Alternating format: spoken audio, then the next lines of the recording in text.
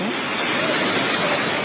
আপনারা সবাই দেখতেছেন, এটা হচ্ছে নোয়াখালী দ্বীপ উপজেলা হাতিয়া নলছিড়া ঘাটের বর্তমান পরিস্থিতি খুবই ভয়াবহ। নলছিড়া ঘাটে প্রায় নদীর সংলগ্ন যে সকল দোকানপাট ছিল, একটা দোকানপাটেরও হচ্ছে কি কোনো মালামাল নাই।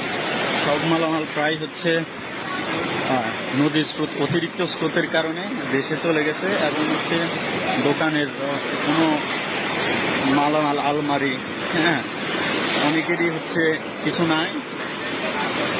নোয়াখালী হচ্ছে যে উপজেলা হাতিয়া নলছিড়া ঘাটের ম্যাক্সিমাম দোকান ব্যবসায়ীরা খুবই নিঃস্ব হয়ে গেছে। কি বড় বড় স্রোত আসতেছে, এখনো নদীর হচ্ছে কন্ডিশন খুবই খারাপ অবস্থা।